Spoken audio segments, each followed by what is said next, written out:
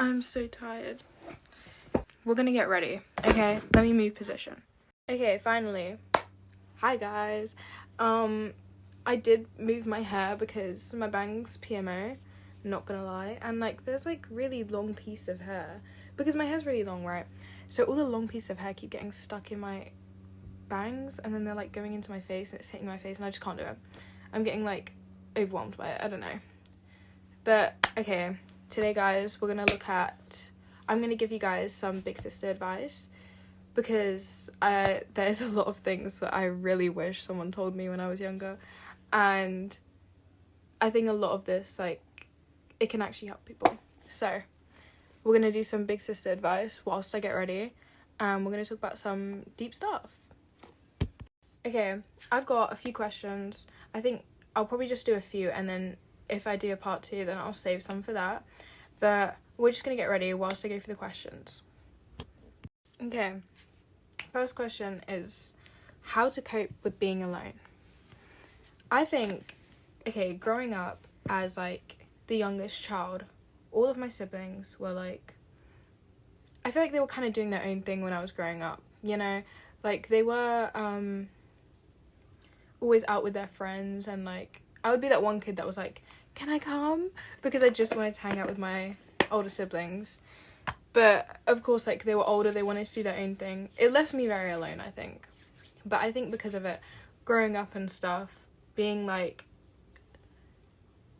I don't know, being alone, I guess, or having to play by myself, it kind of left me to be like a lot more independent. But I understand a lot of people don't have that, and honestly I think it's better if you don't have that, because if you can take any company, take it. That's honestly the best advice I can give. If someone's offering you company, trust me, take it, because at the end of the day, the worst that could happen is you forgive and you forget. You know what I mean? If something happens, forgive and forget, move on with life.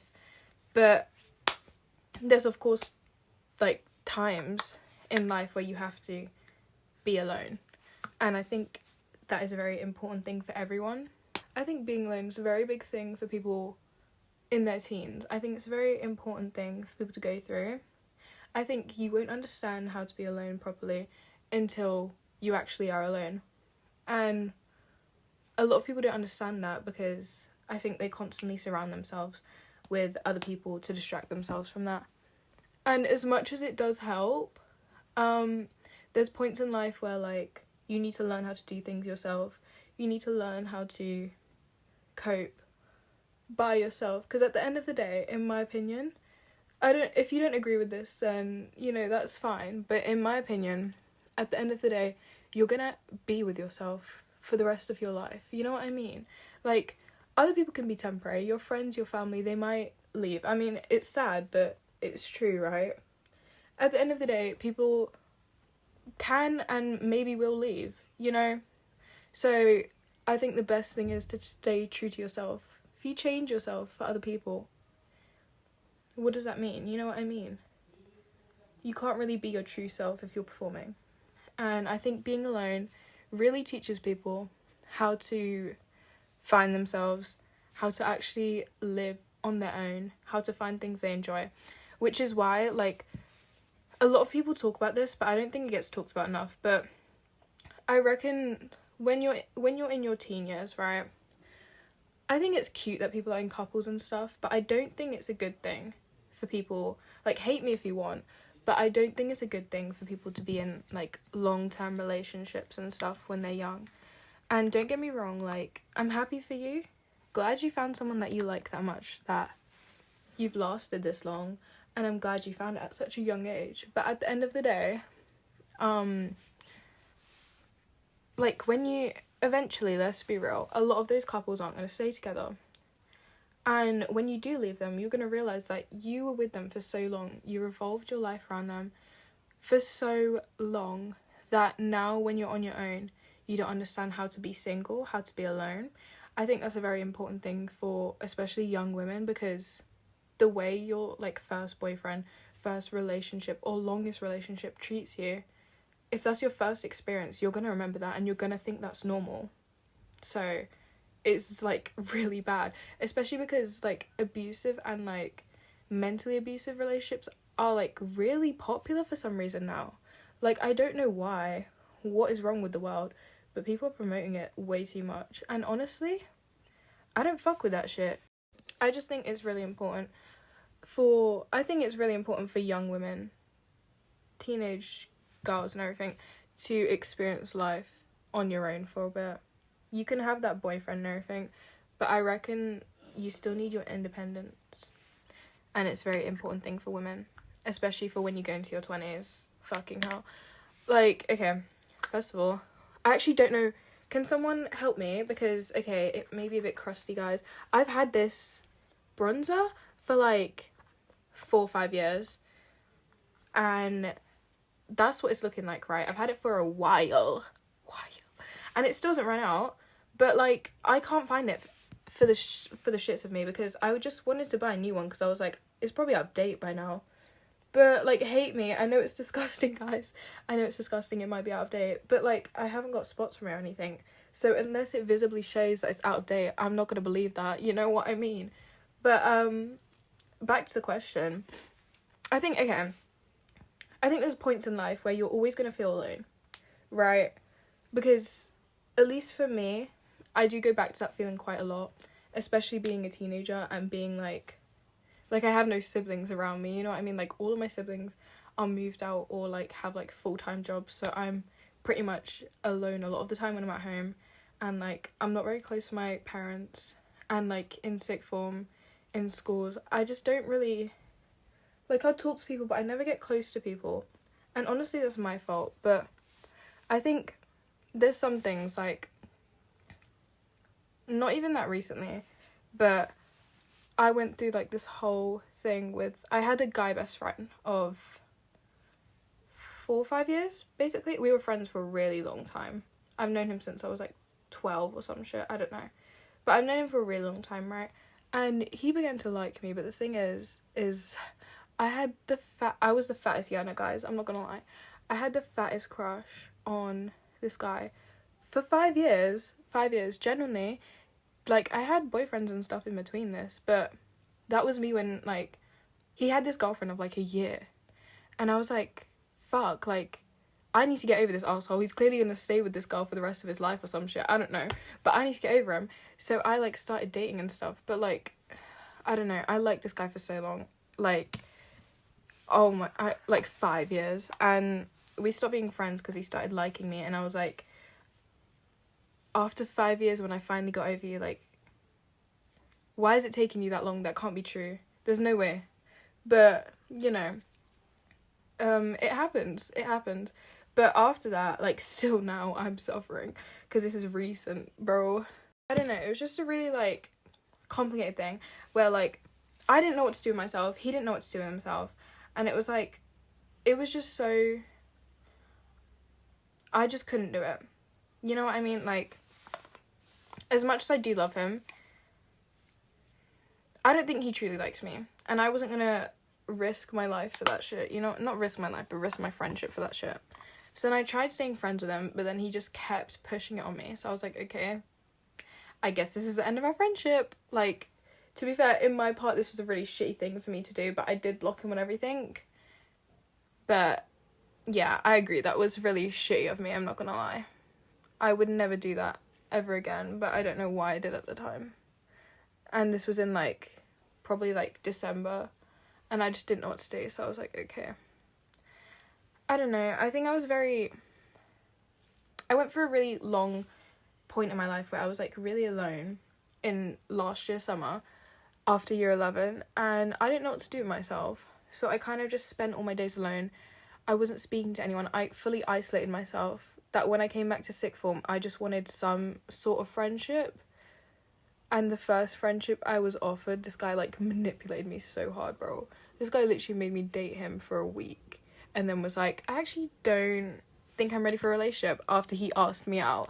Like, and he was the one who, like, was backing me being like, block your best friend and shit. But I should have known that he was, like, being an arsehole about that shit. I don't know why I believed him that was a good idea, because since the day I met him, he was like, how dare you have other guy friends? And I was like, we're literally both friends, me and you, and me and my other guy friend. So, you know, friends are friends. That's nothing more. I don't know why he was getting on to me. But, yeah, I think being alone is a really heavy part. I think the best way to cope with being alone is honestly just doing things you enjoy. If you don't like being alone, then maybe that's not your type of thing. Because I know it's not really my type of thing, even though I do it a lot. I don't really enjoy it a lot of the time. But if you like go about it the right way, do the things you enjoy, chill, be how you want to be, you know, like be comfortable with yourself, then it's going to be a lot more enjoyable for you. And honestly, I think it's the best way to go about being alone is bettering yourself and making sure you can do better for like whatever future experience you have. Like if you've gone through a breakup and you're alone now, in that healing time, you should really be focusing on yourself, making sure you're okay, making sure you're doing the things that you want to do. And yeah. But yeah. Okay, next question is how to be confident, or how to come across as confident. Okay, I'm not a very confident person at all. Like, because people don't realise this. I've spoken to my friends about this. I think there's a point where, like, in the time period where you're alone, I think you realise that at the end of the day, you can be left by yourself at any point. And I think at that point, I realised, like, people don't matter that much. I mean, people do matter to me, but people's opinions don't matter to me. Like, if someone judges me, I'm not going to be like, oh no, because at the end of the day, you're probably not going to be in my life in, like, 5 years' time. You know what I mean? And I think I developed that, like, mindset during that time period. And I think that's what makes me come across as so confident, because I don't really care if someone's going to, like, I don't know, I think I'm very confident when it comes to, like, the things I like, the things I enjoy. Because if someone judges me, I'm going to be like, okay, but this is my opinion. Because only arseholes are going to judge you at the end of the day. If you like something, like it. My lip liner looks really bad with just one side. I think a big thing is, like, actually being yourself, because you're not going to feel confident if you're in something that you don't like. I feel like dress for yourself, do your makeup however you want, you know, do everything for yourself. Honestly, at this point, like the things you like, do what you want, or not completely, guys, don't go around doing some illegal stuff, because I can't be promoting that, but like, be yourself. And if people don't like you, then fuck them. And I feel like people hear that a lot growing up, being like, oh, just be yourself, people will love you. And I know it's a very, like, you real for that? Like, come on. Not everyone's gonna love you just because you're acting like yourself. But the thing is when you do that, though, the friends that you do gather from it is, like, friends that are like, okay, we know how you are, we respect that and shit. So in future, when you get close with them, you're gonna be like, I've actually found my people. I've found people who like the way I am and aren't going to judge me for it. And I think that makes you way more confident. When you're around people that are making you feel not confident, you're not going to feel confident in yourself. You know what I mean?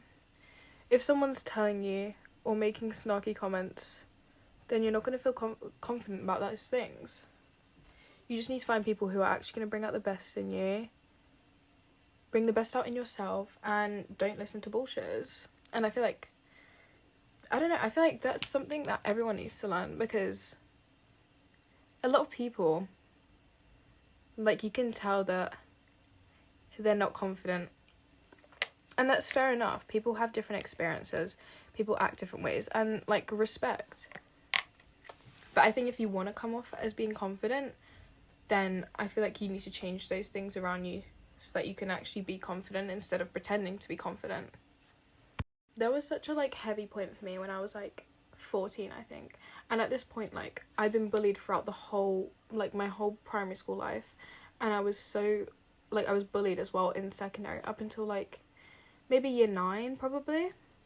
And, at this point, of course, like, in primary, people would, like, bully me because, like, I smelled, because my family was, like, really poor, and, like, we couldn't pay the water bill, so people were like, oh, stinky, and I was, like, literally a kid, like, crying my eyes out, being like, why did no one want to be my friend?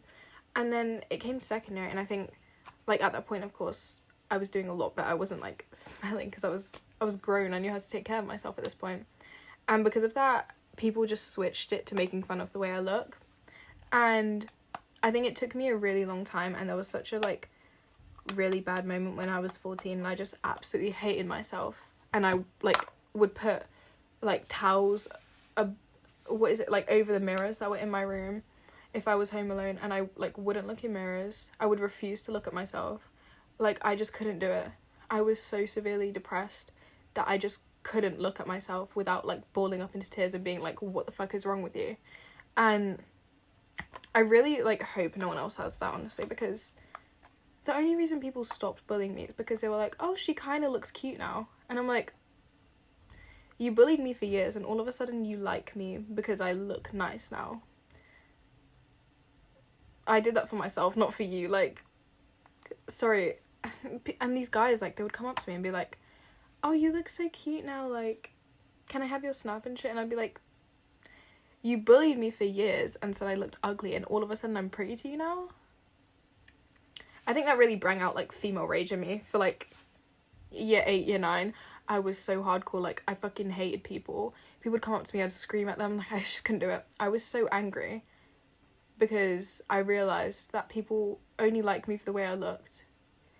And before that, people wouldn't speak to me, and my own friends would make fun of me because, you know, like, that's just what everyone would do. And it was just normal for them to do that to me. And I was like, okay. I think it definitely, like, gave me a lot more confidence feeling prettier and not being bullied and stuff. But I think when you're struggling with confidence and you're getting bullied and everything, you just need to realise that, like, it sounds stupid, and I know people say, like, ignore them and shit. But I don't think ignore them. I just think literally just live your life. Like, fuck them. Fuck what they say. At the end of the day, you're gonna grow up to be beautiful. You're gonna grow up to have, like, the best life. You're gonna get what you want. You know what I mean? And you need people to remind you of that, because at some point people always lose hope. And don't. You know what I mean? Like, growing up, you can make what you want to make happen. You just need to work hard enough for it. And you shouldn't let someone claw at your confidence just because they're insecure about themselves. Okay, I think the last one we're going to do today is how to cope with breakups, friendships and relationship breakups. I'm going to do, because it did not specify, and I feel like friendship breakups are also, like, for me at least, I don't know, I think people have different experiences, but for me, friendship breakups have been a lot more, like, impactful on my life than normal breakups. And I think they affect me a lot more because, you know, you care about your friend a lot more and you're more likely to be with them longer. I don't know, that's what's happened with me. But, like, with that thing I was speaking about earlier with, like, best friend of 5 years and stuff, I think, like, I'm still getting over it, you know what I mean? Like, I'm not gonna sit here and be like, I'm completely fine and shit like that, because at the end of the day, like, I'm not gonna lie to you guys, I am going through it, and I have been, which is why I haven't really been, like, uploading and stuff. But I honestly just think, like, I think at some point you'll realise how little people are in your life, because there's so many things that go on in your life. There's so many people that will, like, you'll come across. There's so many people that will mean something to you. But at the end of the day, there's also more people like that, and you don't have to focus on one person, because if they're gone, then they're gone. If they can't appreciate you, then they can't. At the end of the day, someone else will. You know, there's 8 billion people on this planet. If he's not going to do it, someone else will. And if she's not going to do it, someone else will. You know what I mean? I think it's a very, like, detrimental thing, especially for young people, because dating culture and shit is, like, so, like, promoted. Like those Piper Rockell people as well. And they're out here and, like, literal little kids, like, my age as well, like, 7 years old on YouTube, like, promoting dating and having boyfriends and having crushes. And it's like, I understand that when you're little, you watch, like, romance movies and you're like, oh, this is so cute, da-da-da. But when you promote it so heavily on such young kids, like what I was speaking about before, it's so more likely for women to be in, like, young girls to be in abusive relationships and stuff now, because I feel like it's promoted so much that when people are my age or a bit younger, they get into really, like, high maintenance relationships, and it's not going to affect you well. I honestly don't think it's going to affect you well. I think there's a chance that it can, and that it can actually last. And I'm not going to say that it's not gonna, and I'm not going to sit here and be like, your relationship's shitty, because at the end of the day, it's not. It's your relationship, you love them, and you have that love to give, and that's going to work out how you want it to work out. But there's a point where, like, it's promoting the wrong things, and you're in, like, unhealthy relationships, and that's how you're learning love. I think just people in our generation, they claw at the fact that they can point out negatives of someone as soon as they split up. You stop being friends with someone and you're like, oh, they did this 2 years ago, they did this 2 months ago, and I let it slide. You know what I mean? I think people jump to conclusions and want to point out the negatives in other people so bad when they stop being friends. And I think it's more impactful if you sit there and be like, oh, she was a good friend though, she did this for me, she did this for me. Because at the end of the day, instead of you being sitting there filling yourself with hate and filling yourself with, like, these negative emotions towards this person, you're gonna sit there and be like, that was good, you'll meet more people that would teach you different things.